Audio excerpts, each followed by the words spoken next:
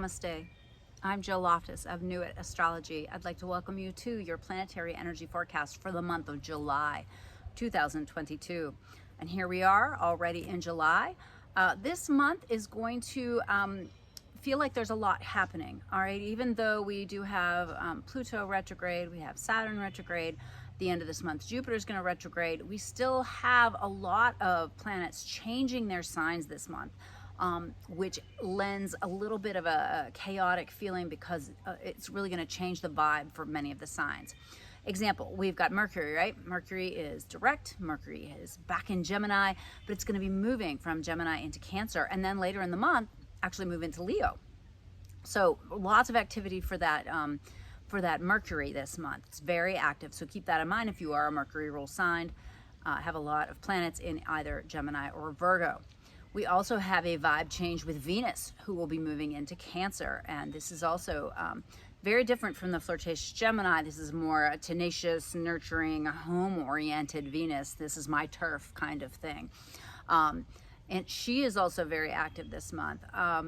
So let's dive into it. And first, we have to talk about how we're finishing June, all right? We are finishing June with the tense aspect with Mars in Aries, approaching the final degrees in a square to Pluto. Now, as we have the last couple days of June, the moon is also going to be squaring Mars and opposing Pluto, all right? So we enter into July with some very tense aspects coming from the Aries portion of your chart over to the Capricorn portion of your chart, all right? So keep that in mind. This is also going to carry through the weekend. So I would say this energy is in play through the July 4th holiday for heaven's sakes, particularly in the United States. This is a holiday where people tend to set things on fire, fireworks and grilling out and things like this. Please be careful. Please be cautious. If you are in any kind of group situation, I want you to exercise extreme caution this weekend. I don't know if you've heard, but the Department of Homeland Security has issued a bulletin. It is in effect until the end of November. You can look that up, but I would agree with this astrology that you must be aware of your surroundings. You must be very careful. There will be and are agents of chaos who can take advantage of this negative vibe and create real problems. But in the individual, I mean, you can end up with car accidents, you know, cutting yourself while you're chopping vegetables. So the key for the very first few days of July is to slow down, all right? Mercury is going to be very active these couple days as well. It's going to have a beautiful flow of energy with the Saturn in Aquarius, but it is going to be an intense aspect to the Neptune. So squaring the Neptune opposes the Saturn. So watch the mind, watch the mouth. You want to have your filter on. When you have a beautiful trine with Saturn, things that you say have a little bit more weight, a little more heft, a little more glue, a little more sticking powder. But with that negative angle to the Neptune, you could really be digging in, dying on the wrong hill, let's put it that way. So notice that other people, their minds and their mouths will be very aggressive and aggravated this weekend as well. So slow down again. Think of the words as being really important, what you say and what you think, and notice how whatever you're holding in your mind and heart resonates with what you experience in your part of the world. All right, so pay attention to that. All right, so then next we move into, we've got the moon in Virgo on the 4th of July. Nice sextile to the sun. So I'm liking this day. It's got a square to the Venus, but a trine to the Uranus. And so those little bit of, again, that intuitive piece is really in play for that day. So honor that, even with the other cautions that are happening. Then on the 5th, we have a big vibe change. We've got Mars going into Taurus. So keep in mind again, for that 3rd, 4th, Mars is going to be at the very last degree, the 28, 29, moving into 0 Taurus. Those are tense degrees for any sign, but they're particularly tense for Mars and Aries. All right, so then we have Mars going into Taurus. There's a lot more activity, action oriented towards, excuse me, financial matters, values, thinking about what you want, claiming what you want, going after what makes you feel stable and secure. We're having a little chicken dust up over here, so don't worry. And then we have Mercury going into Cancer. And so Mercury in Cancer gets a little hypersensitive, gets a little reactionary. And so you want to watch that as well. It does have a day, on that day, Mercury has a nice little beam of energy over to the Mars. And so a little bit of a blessing, a little bit of insight. I'm kind of liking that. I think that will help kind of smooth over some of these flows of energy on the 5th. All right. Now, on the 6th, we've got the moon. The moon is in Libra, and it's going to be across from Jupiter and square the sun. And so that's a lot of feels, right? Right? You know, just Venus in Gemini is thinking about this, feeling about this. You know, it's pushing up against the individual sign, right? And so really think about that when you're with your partner, any kind of relationship conversations, things along those lines. There might be a little tension, so just keep it to keep it high vibe. You want to keep the communication flowing, but not get I don't know, you might feel a little penned in your relationship in some way with this kind of aspect. All right. On the 7th, we have a beautiful moon, a Libra moon trine to the Venus in Gemini. I'm really liking that. It's also sending a beautiful beam of energy over to Saturn. I'm really liking that day. It does square the Pluto, but good intuitive day on the 7th as well, to really pay attention to what brings you peace and what brings you harmony. On the 8th, the moon is going to oppose Mars. And this is a Scorpio moon, okay? Which the moon in Scorpio already, it feels pretty intense, but across from Mars in Taurus, Mars might be really wanting to test those, its new energy that's in Taurus. So I would expect another day of possible financial bumps, things with resources coming up for sure. So pay attention to that on the 8th. All right, on the 9th, we have a tense Mercury aspect. So Mercury, newly in Cancer, is going to square Jupiter. And so think about your Cancer and Aries sections of your chart and where they are not harmonizing, or where you can find harmony with them. You know, you're going to have this ideal or something that you want, and something that's going to bring you security and safety, and yet this, you know, your attempts to gain it, to go after it, feel thwarted in some way. But look at the redirection, okay? Don't get too frustrated. Don't keep pushing. Use that kind of flexible, kind of adaptable, you know, Cancerian, you know, side to side kind of way of figuring your way out of any conflicts that you might have on that day. It's also a very active moon day. It's going to trine the sun, which is in Gemini. It's going to oppose Uranus, square Saturn, and trine Neptune.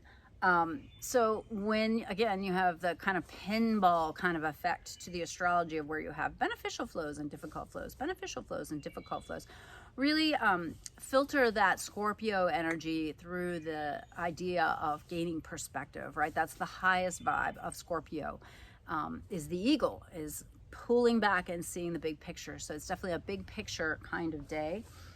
So pay attention to that.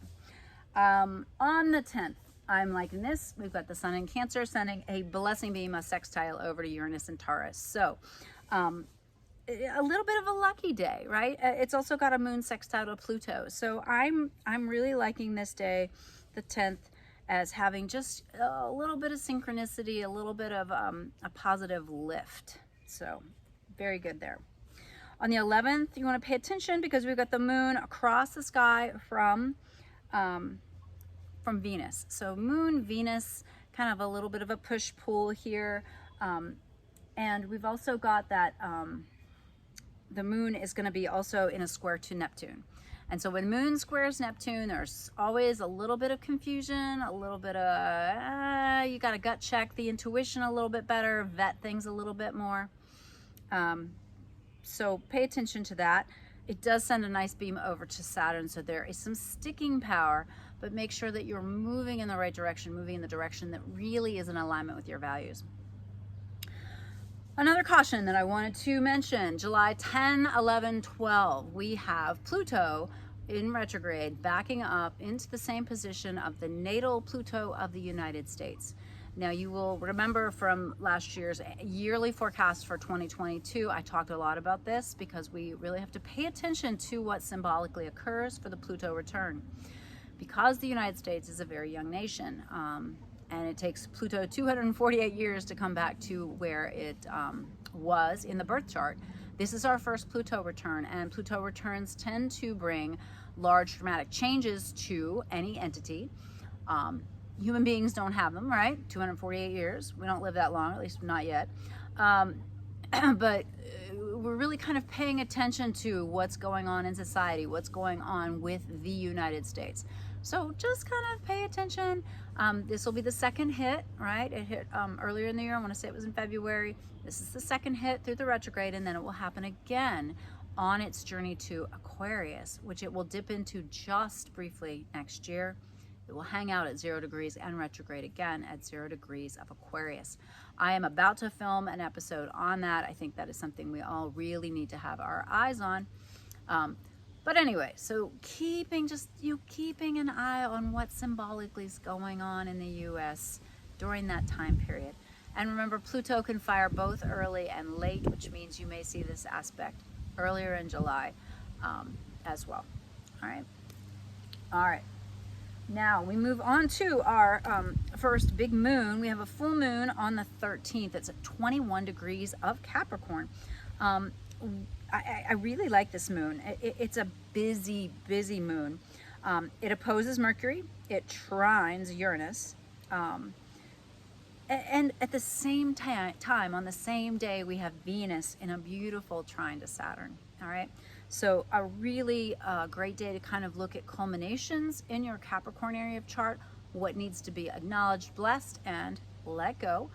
But at the same time, the Venus-Saturn flow is just really beautiful for anything that you really want to anchor into your reality, particularly coming from Venus, which is in the sign of Taurus, it's just in the sign of Gemini. So Venus is in Gemini, flowing to the Aquarius sector of your chart. So look at what really, is happening there.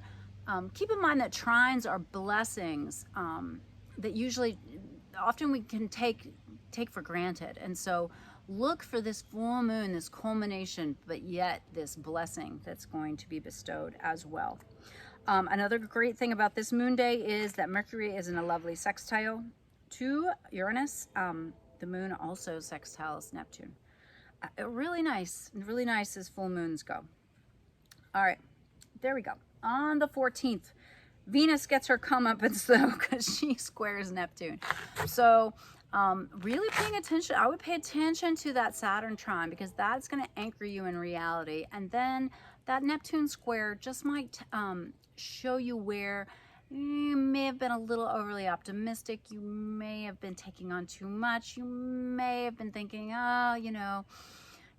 Venus and Gemini has lots of ideas, right? So try to clear through the fog and see, okay, well, I decided this, I did this action, these are the consequences. All right, now I know what to do next. The moon is also very active on the 14th. It's going to conjunct Pluto and square Mars. Sends a nice sextile over to the Jupiter, but it's just a lot of energy. Moon square Mars is usually a little rough. With the Venus square the Neptune on top of it, it's a lot of harsh energy. So, and with Moon on Pluto too, right? It's just a lot.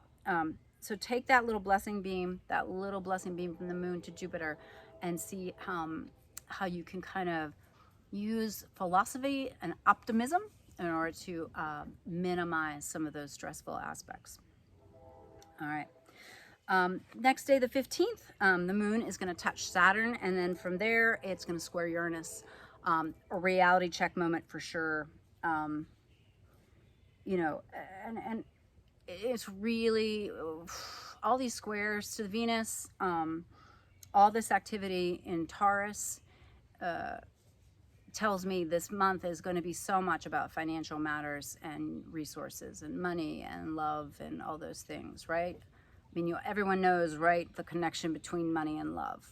Not that you can buy love, but things that you love, you send energy to, right? It becomes a value, right? We decide something has value, right? We decide that gold has value. We decide that, you know, certain beads have value, right? We decide that a piece of paper means something, right? It's all how we figure out what is important, and we're all changing that. That's evolving. That is shifting. I kind of like to think, like, you know, it reminds me of back when I used to want a 5-burner gas stove, and now I'm like super happy with my totally cheap ceramic top stove. It's great. Why did I want that? I don't even know, right?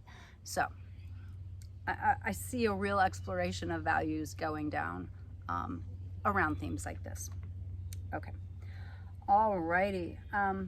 On the 16th, we have the Mercury, boom, in the heart of the sun. So Cazimi, as it approaches it, it tends to wonk out communication. So you're going to watch the 15th or so. Things might not be as clear. And then Mercury gets in the sun. Some people say it feels empowered. Some people might say that it feels burnt out. So I would take that as you will and see how you experience it.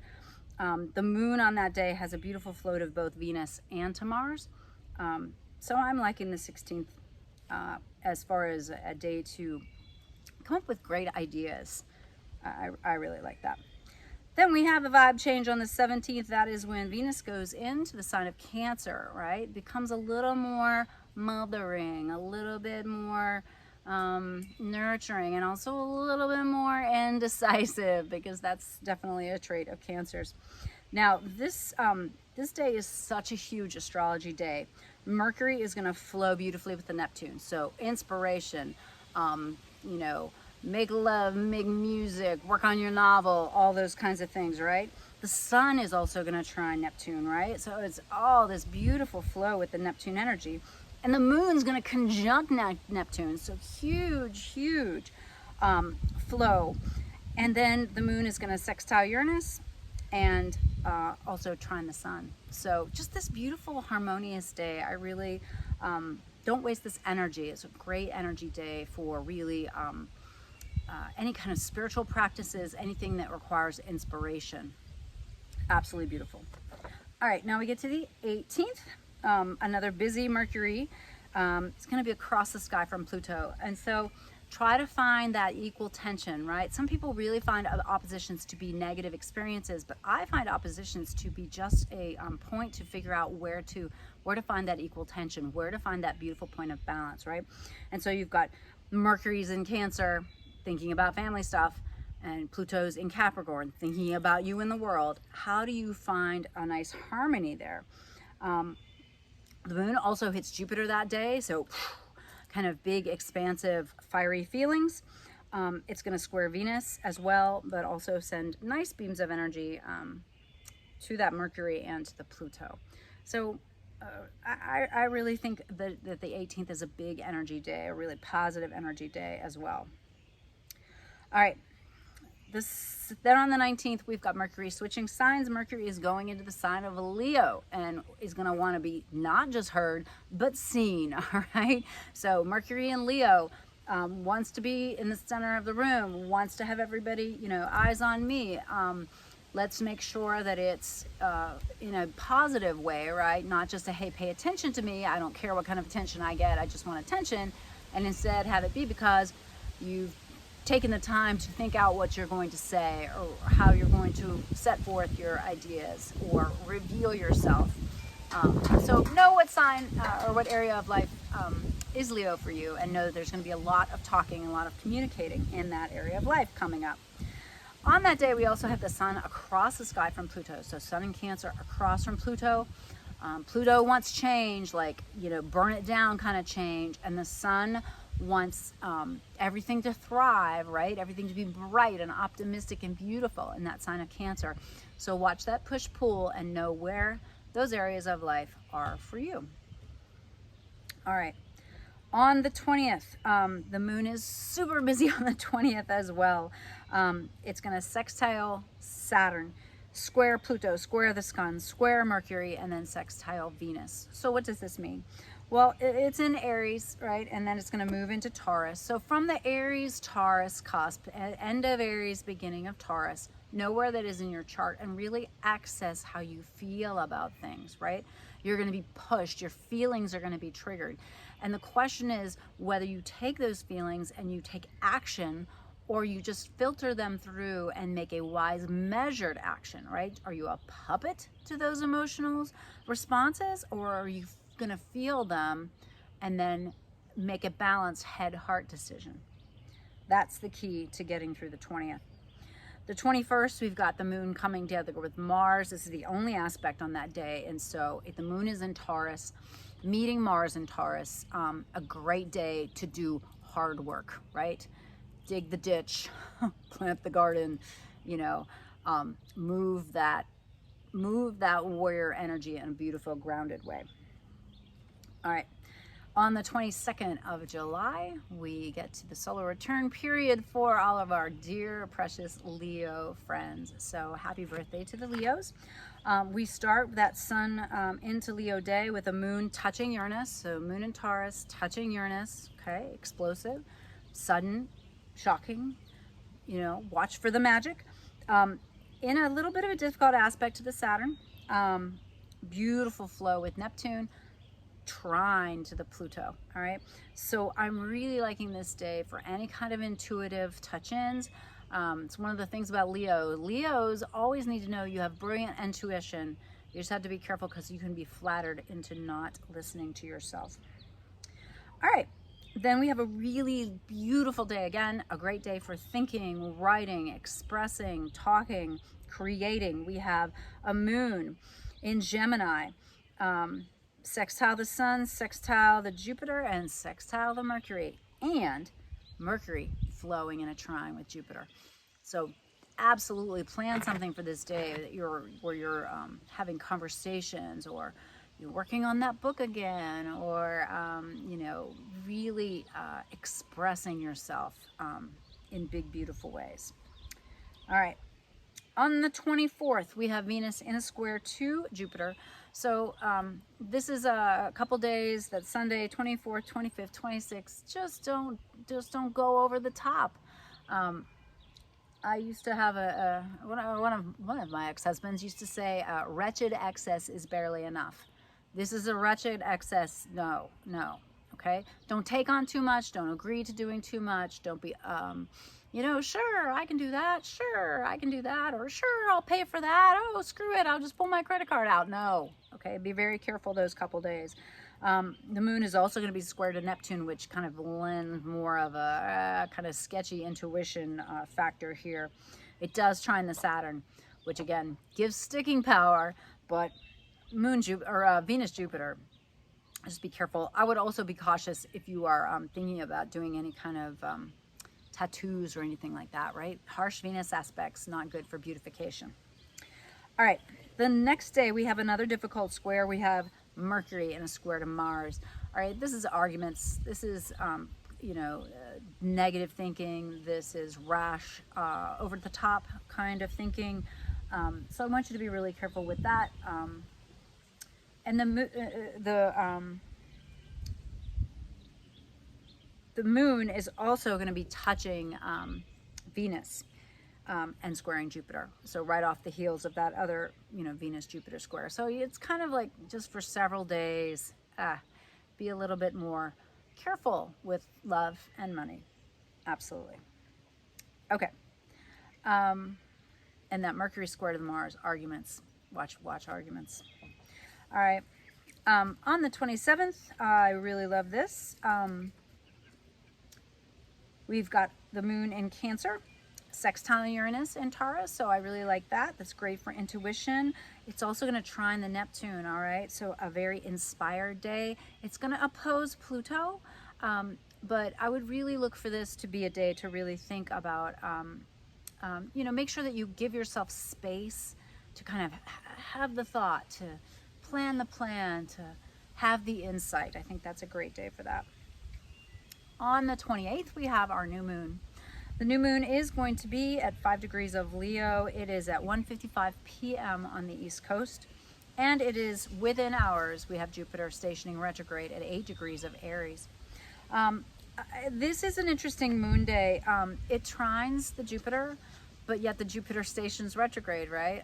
So watch for some bumps in the road in the Aries section of your chart. Just watch, see what this retrograde might bring. And then also, it's a wonderful time to set new intentions for the Leo part of the chart.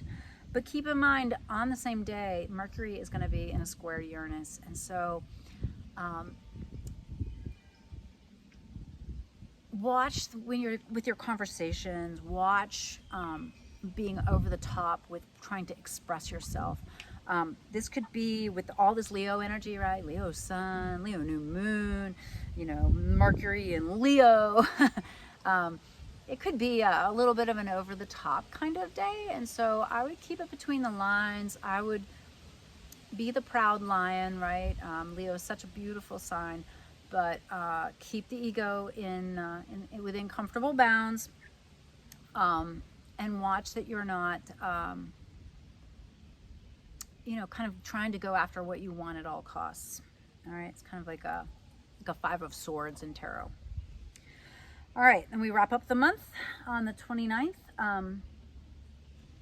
We've got Mars conjunct Uranus, conjunct the North Node, okay? This is something to really pay attention to. Mars, Uranus, North Node. Extremely karmic few days, all right? Something is going to shift. I would be careful of weather-related events, earthquakes, all that kind of stuff. I would expect something really pretty dramatic in the markets, or with things that are financial, just because Uranus is there and the Mars is in Taurus, right? So pay attention to what's going on symbolically so that you can be careful.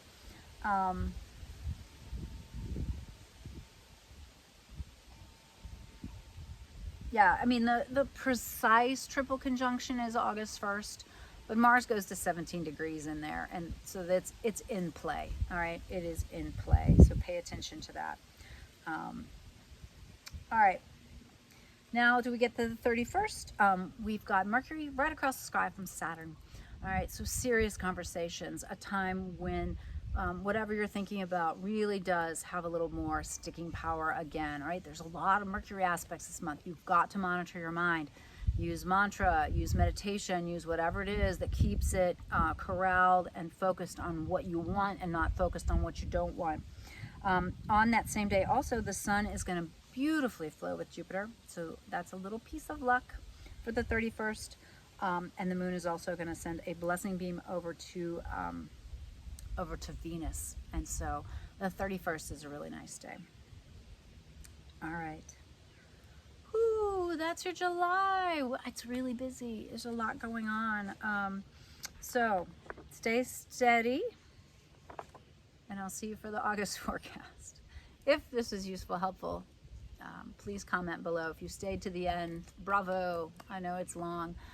Please do hop on the website. There's a blog, a companion blog that has all of this information written down for you so that you can mark it on your calendar, particularly if, you know, whatever, like for example, the Jupiter going retrograde. If you're a Sagittarius or a Pisces, you need to pay more attention. Or if you're a Sag rising or a Pisces rising, you've got to pay more attention to that. So knowing your star of destiny and the ruler of your chart, very important keys to helping to understand how all of this astrology focuses on you and how you make your way through the world. All right, namaste, my dear friends. I'll see you next time. Bye.